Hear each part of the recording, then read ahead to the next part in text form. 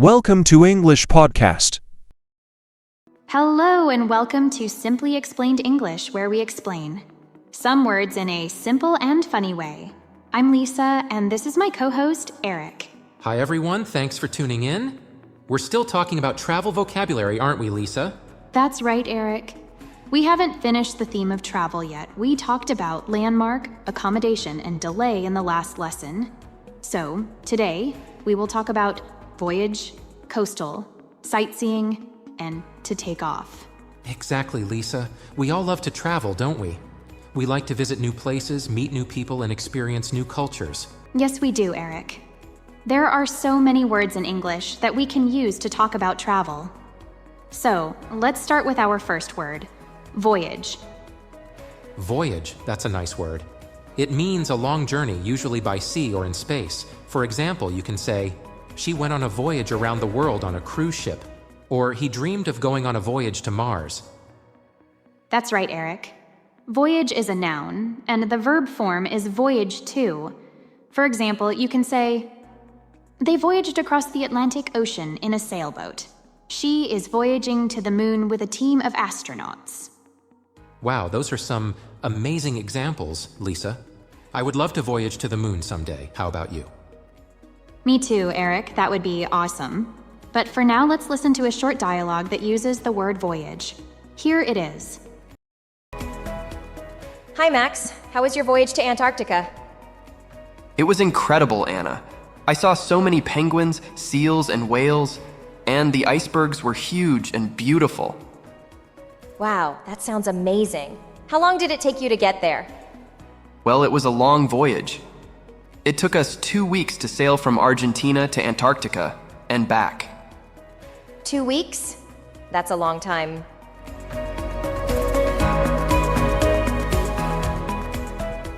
That was a nice dialogue, wasn't it?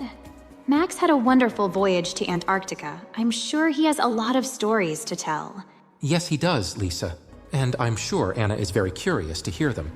Maybe they can have a coffee and chat about his voyage.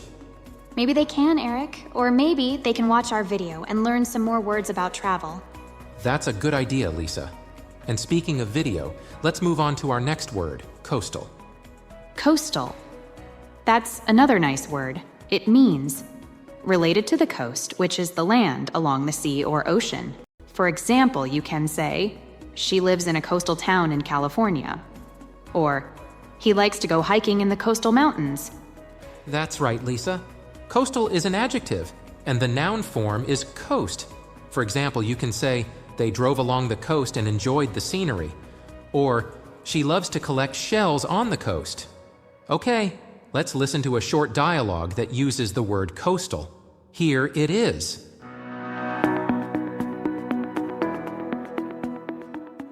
Hi, Kelly. How was your vacation in Spain? It was great, Tom. I had a lot of fun and relaxation. Where did you stay? I stayed in a coastal city called Barcelona. It's a beautiful and lively place. I've heard of Barcelona. It's famous for its architecture and culture, right? Yes, it is.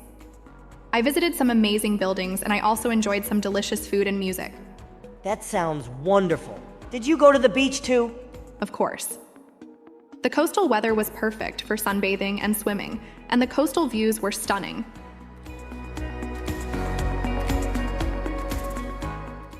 That was a nice dialogue.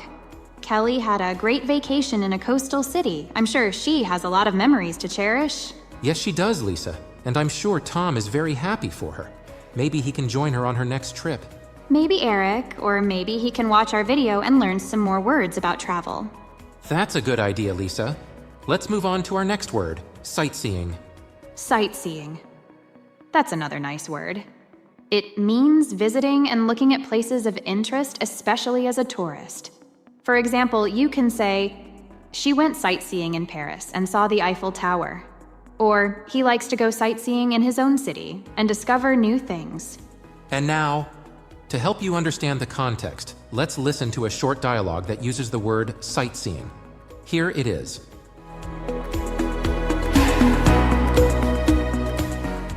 Hi, Mia. How was your trip to Japan? It was awesome, Jack. I had a blast. What did you do there? I did a lot of sightseeing. I visited Tokyo, Kyoto, Osaka, and Hiroshima. Wow, that's a lot of places. That sounds amazing. That was a nice dialogue, wasn't it? Mia did a lot of sightseeing in Japan, I'm sure. She learned a lot about the history and culture of Japan. Yes, she did, Lisa. And I'm sure Jack is very interested in her pictures. Maybe he can learn something from them too. Okay, now, let's move on to our last word, take off. To take off. That's another nice word. It means to leave the ground and start flying, especially for an airplane. For example, you can say, the plane took off on time. Or, he was nervous when the plane took off. That's right, Lisa. To take off is a phrasal verb, and the noun form is takeoff. For example, you can say, the takeoff was smooth and fast, or she watched the takeoff from the window. Lisa, can you give us a short example dialogue of using the word to take off? Sure, Eric, how about this?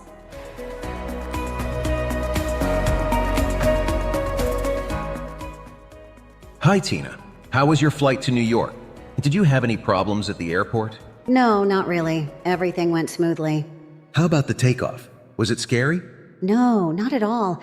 It was actually quite exciting. I love the feeling of taking off and flying in the air.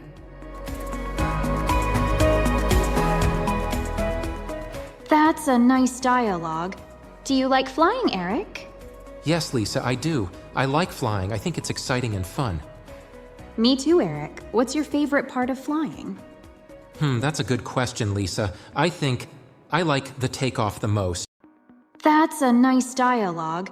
Do you like flying, Eric? Yes, Lisa, I do. I like flying. I think it's exciting and fun. Me too, Eric. What's your favorite part of flying? That's a good question, Lisa. I think I like the takeoff the most. Really? Why? Because it's thrilling. I like the feeling of speed, lift, and freedom. I see. I like the takeoff too, but I also like the landing. Why? It's relieving. I like the feeling of safety, arrival, and accomplishment. I see. I like the landing too. Well, okay. Thank you for listening to the Simply Explained podcast. We hope you learned something new and had some fun. Yes, thank you for joining us. We'll be back next video with more words to explain. Until then, stay curious and stay happy. Bye for now. Bye-bye. Hello, everyone. I'm Lisa. And I'm Eric. We're here to teach you English words in a very easy way. We want to make learning English fun for you. Today, we will explain 5 English words. The first word is to pack, and the second one is to be confident.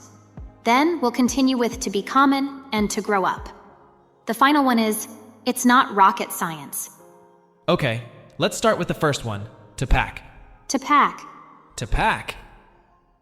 What does it mean, Lisa? To pack means to put your things in a bag or a box when you are going somewhere. For example, if you are going on a trip, you need to pack your clothes, your toiletries, your passport, and anything else you need. Yes, like when you put your clothes into a suitcase because you are going on holiday. So, can you give us an example dialogue using the word to pack? Of course, Eric. Here is an example dialogue between 2 friends who are going on a vacation together.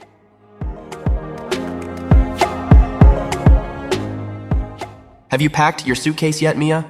Not yet, Alex. I always pack at the last minute. What about you? I packed yesterday. I like to be ready early. That's smart. Can you help me pack?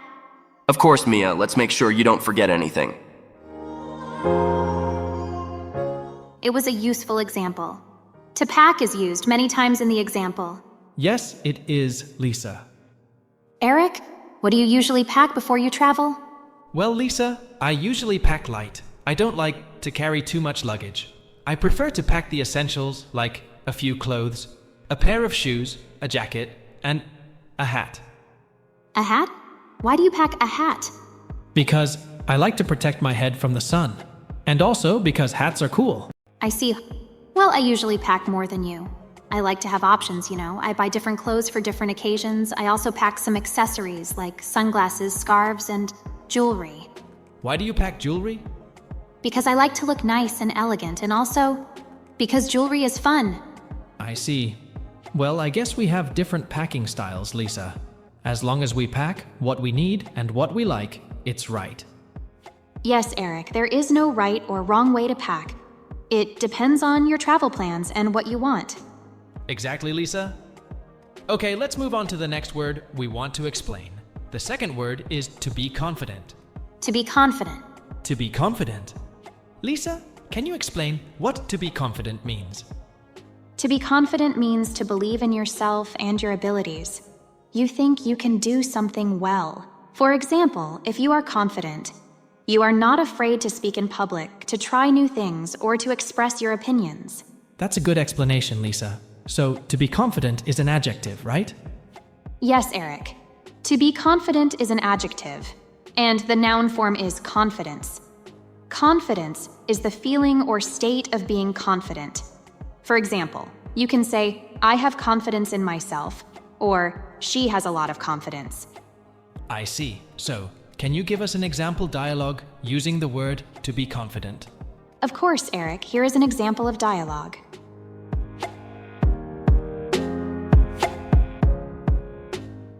I'm feeling nervous, teacher. I don't think I'm ready. Why do you say that, Sam? You have studied hard, and you know the material. I know, teacher. But I'm afraid I will forget everything, or make a mistake. Don't worry, Sam. You just need to be confident. You have the skills and the knowledge to do well. You just need to trust yourself, relax, and to be confident. So, Eric, are you confident before you do something important? Well, Lisa, it depends on what I have to do. Sometimes I feel confident. Sometimes I feel nervous. I see. Can you give me an example of when you feel confident and when you feel nervous? Sure, Lisa. For example, I feel confident when I have to give a presentation at work because I know my topic well and have practiced a lot. But I feel nervous when I have to take a test because I don't know what questions I will get, and I don't like surprises. I understand, Eric. I think many people feel the same way, but being nervous is not always a bad thing. It can also help you to show good performance. Really, Lisa? How so? Well, Eric, when you are nervous, your body produces adrenaline, which is a hormone that gives you energy and alertness. This can help you decrease your stress. Wow, Lisa, I didn't know that. That's very interesting. Yes, it is. But of course, you don't want to be too nervous, because that can make you worse. You want to find a balance between being confident and being nervous. I see, Lisa. And how can I find that balance? Well, Eric, there are some things you can do. For example, you can prepare well, practice, breathe deeply, and think positively. Those are some good tips. Thank you for sharing them with me and our viewers. You're welcome, Eric. I'm happy to help you, and I hope our listeners find them helpful too. Okay, let's proceed with the next word. The next word is to be common. To be common. To be common. Something that is common is seen, found, or done often. It's not unusual or special because it happens a lot. Yes, like when many people love the same song, we can say that song is common. Or if it rains a lot in a city, we can say rain is common there. Of course, Eric. Here is an example of dialogue between two friends.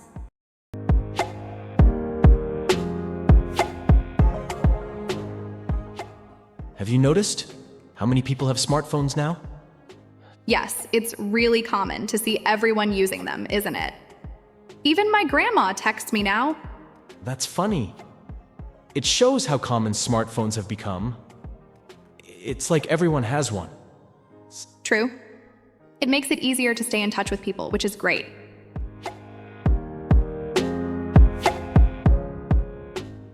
That dialogue shows how something like smartphones can be common, doesn't it, Eric? Exactly, Lisa. It's interesting how things become common, because everyone starts to use them or do them. So, Eric, what do you think are the most common languages in the world? Well, Lisa, that's a good question. There are many languages spoken by millions of people around the world, but some are more common than others. I see. Can you name some of them? Sure, Lisa. According to some sources, the most common languages in the world by number of speakers are Mandarin Chinese, English, Hindi, Spanish, and Arabic. Wow, that's very interesting. I didn't know that Mandarin Chinese was the most common language in the world. Yes, Lisa, it is. Mandarin Chinese is spoken by more than 1 billion people, mostly in China, Taiwan, and Singapore. That's amazing, Eric. And what about English? Where is it spoken? Well, Lisa, English is spoken by about 900 million people, mostly in the United States, the United Kingdom, Canada, Australia. English is also a very important language for business, science, and education. I see. And what about Arabic? It is interesting to see it in the list of the most common languages. Well, Arabic is spoken by about 400 million people, mostly in the Middle East and North Africa. Arabic is also the language of Islam and one of the oldest languages in the world. Wow, that's very fascinating. Thank you for telling me about the most common languages in the world. You're welcome, Lisa. I'm glad you found it interesting, and I hope our listeners found it interesting too. Okay, let's move on to the next word, to grow up. To grow up. To grow up. What does it mean, Eric? To grow up means to become older and more mature. For example, when you are a child, you grow up by learning new things, making friends, and having fun. It also means to become older or more mature. It's what happens to everyone as they go from being a child to an adult. It also means to become older or more mature. It's what happens to everyone as they go from being a child to an adult. That's right. When we say someone is growing up, we're talking about them getting older, learning new things, and becoming more responsible. For example, you can say, I want to be a doctor when I grow up. That's a good example, Lisa. So, to grow up is a phrasal verb, right? Yes, it is a phrasal verb. Here is an example of dialogue between two friends.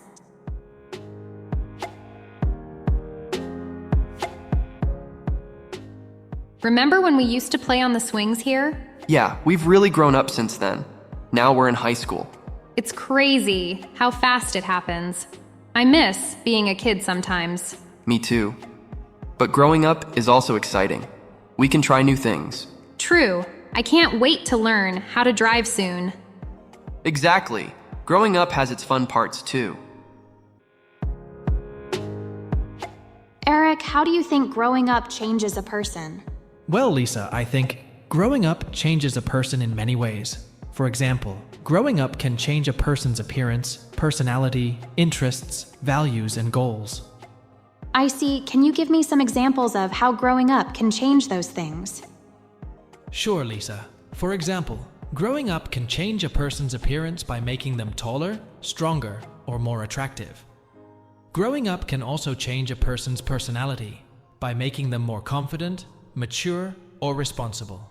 And growing up can change a person's interest by making them more curious, adventurous, or creative.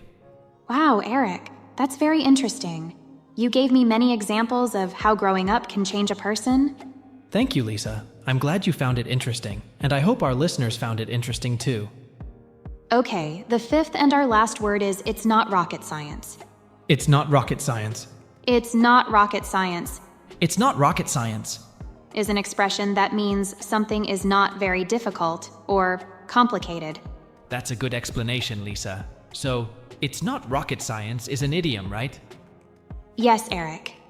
It's not rocket science is an idiom. For example, if you say, it's not rocket science, you mean that anyone can do it or understand it. An idiom is a phrase that has a different meaning from the literal meaning of its words. So that's why its meaning is not related to science. It is about how something is very easy. I see. So can you give us an example dialogue using the expression, it's not rocket science? I can never cook. It seems so hard. Come on, Ben. It's not rocket science. I'll show you how to make spaghetti. It's really easy. You think so? I always mess up. Trust me. Once you learn the steps, you'll see how easy it is. Cooking in the example is like learning English. I mean, if you study, you can learn English or any language. It's not rocket science. Absolutely, Lisa. If you study and repeat, you can learn a new language. It's not rocket science. I hope our podcast helps our viewers and listeners improve their English. I hope so, Lisa. And this is the end of our podcast. We hope you enjoyed it and learned some new words. Yes, Lisa, we do. We also hope you had fun and felt more confident in your English. Thank you for listening, everyone. We appreciate your support and feedback. Yes, thank you. And please don't forget to like and subscribe. Until next time, this is Lisa and Eric. Bye-bye. Bye-bye.